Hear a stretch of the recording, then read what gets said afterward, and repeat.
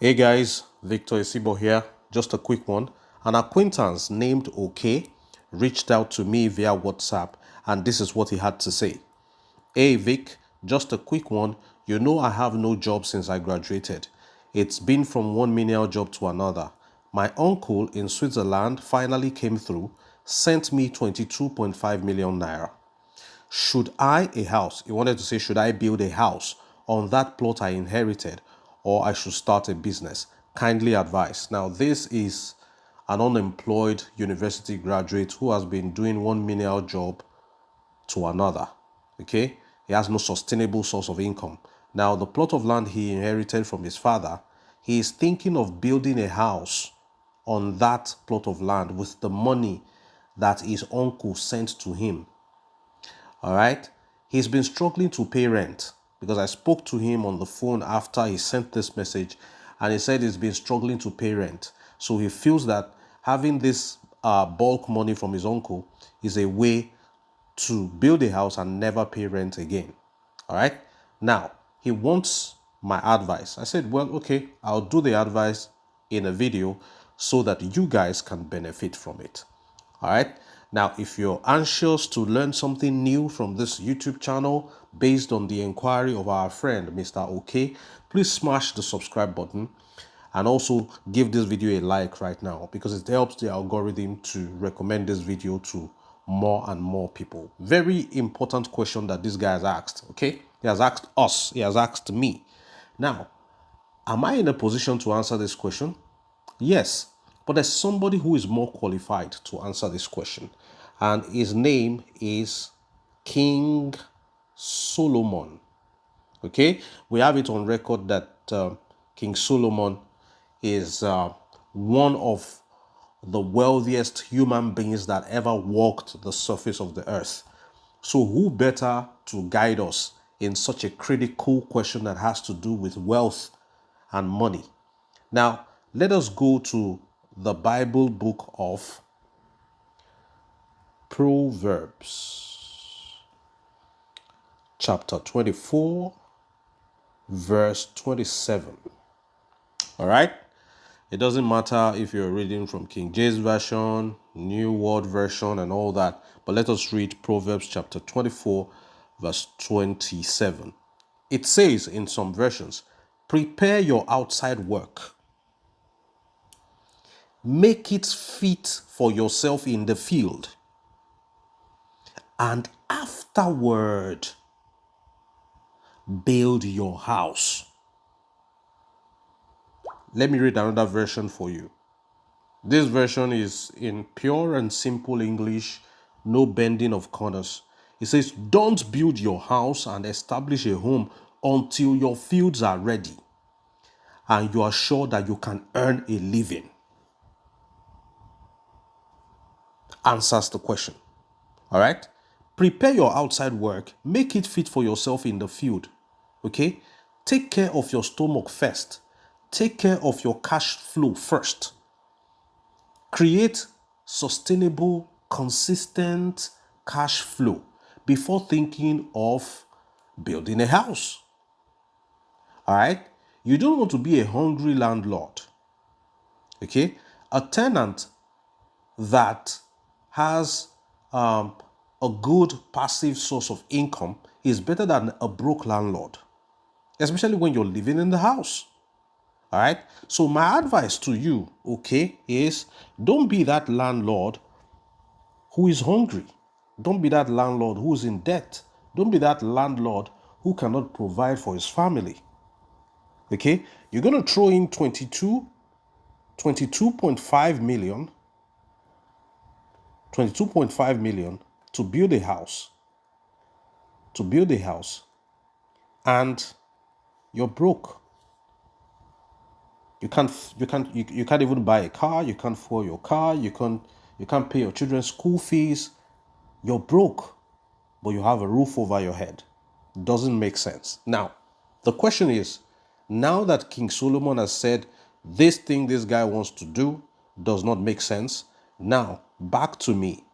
What do I advise this guy to do? And you're going to learn from this. All right. The first thing I'll advise you to do, okay, is number one, a phenomenon called land banking. Okay, stick around till the end of this video. Number two is going to be more enlightening and more eye-opening. Okay, land banking. Now, what is land banking? Land banking is simply going to underdeveloped areas that are yet to open up, areas that are yet to witness the massive urbanization and civilization that is sweeping through the entire landscape globally. Go to such areas where you don't have too many houses, okay, where civilization has not reached. Okay, every city has such places. Buy a plot of land. Okay, when you buy a plot of land, trust me, I tell you 100%, that place will not remain like that in the next 4 to 5 years. Okay, as the area opens up, the cost of getting a plot of land in that place shoots up. There are places in my city where you can still get a plot of land for 500k. Okay, yeah, and I'll tell you, I had a colleague in Port Harcourt who got a plot of land at a place called Eche. Those that are familiar with River State, they know what I'm talking about. They call the place Eche. No, they call it Igbo Eche. Okay, let's just call it Eche. In 2012, okay, he bought that plot of land at Igbo Eche at the sum of 1.5 million naira. All right. I spoke to that guy in 2023. Okay, 2023. And he told me that the current price of land in that particular place was 40 million. That land had appreciated to 40 million in value.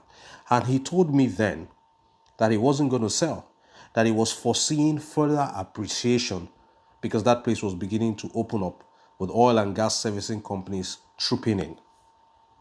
That is land banking. I know that by now, the plot of land should be approaching the 60 million region, all in a space of 11 years. All right. So there are lots of people that do that. Okay. They buy plots of land and they resell. That's land banking. Now, what are the things that you need to take into consideration? I'm all about safety when it comes to whatever I do with money. So you want to make sure that all your documentations are fine. I always tell people, have a lawyer. Have a lawyer who helps you to look at documents, who helps you to look at the paperwork. The things that you don't see, your lawyer will see and spot them. Any amount you pay your lawyer for their services, trust me, it's worth it. Okay? And if in doubt, look at real estate companies that are into real estate development. Okay? They go to these areas, they buy large chunks of land, they put perimeter fence, then they now sell these lands in fraction. Okay? They have the papers and documentations already. They have settled the community. They have bought the land in bulk. They have fenced it round like a mini estate. Now they are selling it in fractions. You do not have any headaches when you deal with these people. Okay? If you are around the cities of Abuja, Port Harcourt, Lagos, or Benin City, you're looking to get properties there, I have a few sure plugs. You could reach out to me and I'll give you adequate recommendations for that. So land banking is one thing I think should go into instead of building a house, because what we're trying to do for is to help him have cash flow. Okay, it's important. This guy does not have a job. All right, he doesn't have a job. He doesn't need to build a roof over his head when his stomach is empty. The second thing that can do is rates. Okay, now rates means it means real estate investment trusts. Real estate investment trusts. Okay. Now, what is REIT? Now, REITs companies are companies that they pool resources together from a lot of people, from a large pool of people. They pool resources together. They buy and they manage real estate properties with these monies. Okay, they buy shopping malls, office buildings, hotels, hostels, name it. Okay, they buy it and they now sell it in tiny bits. Okay, they buy these properties and when they get returns, they now pay everybody who contributed money, okay, to who gave them liquidity to buy these particular properties. Now let's dive deeper into rates. All right, let's dive deeper into rates. So how do rates make money? Okay, how do they make their monies after buying these properties? Number one is via rent. All right, so these particular properties, maybe it's a warehouse, it's an office building complex, they rent it out, okay, to companies that need them, and they get money via rent in return. That's how come they get money to be able to pay the investors whose resources were pulled together to acquire these properties, okay, or whose resources were put together to manage these properties, making them shareholders, okay, rent. Number two way that REIT companies make money is value appreciation, okay. So the equity could go higher, value appreciation, okay. So the property could actually increase in value, and the company can decide to sell and then also pay those that whose resources were put together to acquire these particular properties. Now I need to say it quickly so that I don't forget. By law, REIT companies are meant to distribute 90% of all their taxable income to their investors. 90% of every income that they make, they are meant to give it back to their investors, while they can use the remaining 10% for maybe running of the company and stuff. Okay, so this is very lucrative for someone like going into REITs is going to guarantee that he makes some money back, okay, in return. Now let me talk about the downside, or the major downside of investing in REITs. The major downside is it has to do with liquidity. Okay, it has to do with liquidity.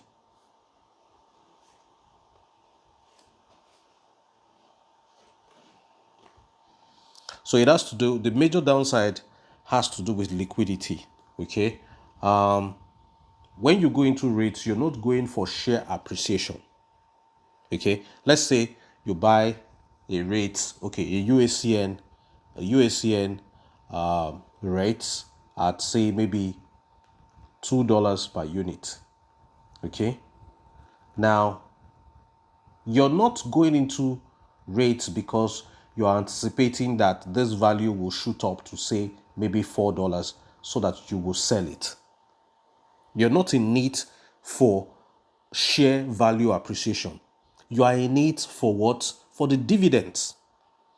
So I always advise people, go in there for the dividends. Don't go in there with the mindset of a stock trader, like I'm going to sell my shares eventually and make money. You're not there with the aim of, I'm buying these shares, when it appreciates I'm going to sell it. That's not the right mindset to go into, with which to go into rates, because the value might not go higher. It is not as volatile. We're talking about real estate here.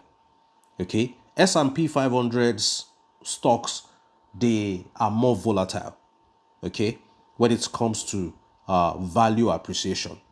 All right, but for dividends, that's a good reason to go into rates. You're going in there because you want to be earning dividends from the rents, from the value of the property appreciation if the company, the rates company, decides to sell. Okay, it's easier to sell off your stock shares than for you to sell off your rates. Okay, so that is why I said that the major downside is liquidity. When you say, oh, I'm no longer interested, I want to sell my shares. But if you are in there for the dividends, it's a good one. Okay, very quickly, let's talk about the different types of REITs that exist. Okay, different types of real estate investment trusts that exist. Okay, we have three major types in Nigeria. You have the equity REITs, you have number two, the mortgage, you have the mortgage REITs, and number three, you have the hybrid. You have the hybrid REITs. Now, first of all, let us talk about the equity REITs. Companies that are into equity REITs, what they do is they buy, then they manage real estate properties, shopping malls, office complex, hotels, warehouses. That's what they do. Okay, they buy, they manage it, they collect the rent, then they pay you when you invest in an equity REIT. All right, now mortgage REITs. Mortgage REITs, what they do is they don't own physical, they don't buy and manage physical real estate properties for you. Rather, they give loans. They give loans to real estate companies to carry out their jobs. And how you earn from mortgage REITs is when those such loans are being serviced with interest. The interest that comes from the loans that were given out, okay, to real estate companies is how you now make your money. You get a share of it, okay? So they lend money to real estate owners, or they buy existing mortgage-backed securities, okay? That is what mortgage REITs is all about. Now, hybrid REITs is a combo of both. It's a combination of both equity REITs and mortgage REITs. Now, for the sake of the common man, if my explanation is too complex, let me break it down. See equity REIT companies as landlords. You know what a landlord does? A landlord builds a house and manages the house. All right? He's in charge. He's hands-on. He deals with everything that concerns the property. Hands-on. He's in charge. Now, see mortgage REITs as banks. Banks do real estate, but you don't see them managing the property. They give loans to people who want to do real estate. And those people service the loans by paying interest on the loans. And so bank has real estate money. Why hybrid is a combo of all three. Okay.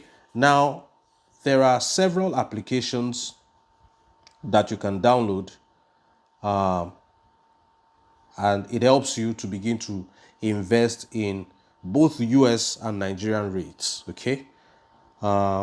Look in the description of this video. There's a link to Bamboo. Okay. We also have Trove, and there are many more. Okay. We have different examples of rates in Nigeria. You have the SFS rates, you have the Union Home rates, you have the UACN property rates. You can have a conversation with your bank, investment bankers in your bank, who can even enable you to acquire some of these rates at your convenience. Okay, these rates, these two things that we have suggested to our friend, okay, in summary, is one. The first one we suggested to him is land banking, and the second one is real estate investment trusts. Okay, but these two, okay, can have steady cash flow. Okay, because rates are very profitable. Steady cash flow with rates. In rates, you can even start with as low as 10,000 naira, because you are not buying the entire building. You are just contributing money into a pool. Everybody gets their share of the profit based on the amount of money they put in. Okay, in dollars, you can start with as low as $10. Okay, land banking, look for a bargain. Okay, clear bush, enter inside bush, buy 50 by 100. Do all the proper documentation, fence it round, and forget about it. Okay, make sure you're buying genuine land that is not in any dispute. Have all your documentations in place. Go to sleep. 2 years time, you're going to hear that, oh, land in that particular area you bought for 500k is now selling for 4 million. Do you want to take profit? You can take profit if you want. But remember, land is not crypto that fluctuates. So don't have FOMO, fear of missing out. Oh, the land price has gone to 4 million. I need to sell now before it drops. It's not dropping. It just keeps going up, man. It will just keep going up, man, because the growth, the appreciation, most times for real estate, the appreciation is irreversible. Why is the value of the land appreciating? Okay, the area is opening up. Okay, because land is limited. Okay, land is limited. Eventually, everywhere will be occupied. So that occupation of that land is irreversible. People will not build houses there and later say, no, we want to demolish the house, we want to live there. So the growth is irreversible. And you even see sand-filled areas, okay, waterlogged areas. Rivers have been covered with sand to create more land.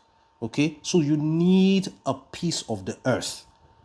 Please do not go and build a house and be living in there when you don't have steady cash flow. The first thing you need to do as an unemployed graduate, an unemployed person who has come to money, is to invest money in something that will be bringing returns for you. Then from that returns, build a house over your head.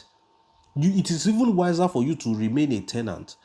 Build a house, put it out for rent. That is what Proverbs chapter 24 verse 27 is telling us. That means you can see somebody who is a tenant in a city, but at the same time is a landlord in that same city. He has built maybe 4-bedroom flats in a highbrow area that is going to be paying him a whole lot of money, and he decides to put it out for rent. He takes the rent, then he goes to a lower brow area and he rents an apartment there and he lives there and he has cash flow from that property. Then from that cash flow, he can now start thinking of building a house for himself in obedience to what was written in Proverbs chapter 24 verse 27, that tells us that the first thing you do when you make money is not to cater for your own shelter. Okay? Create cash flow. Even if it means creating shelter for somebody else, that's what it means. I hope you got value from this video. Okay, let me see your thoughts in the comment section of this video. I like to interact with my viewers. Did you subscribe? Make sure you do. Turn on the bell notification icon because there's more from where this came. Till I see you in the next one, I remain Victor Isibo. It's bye-bye.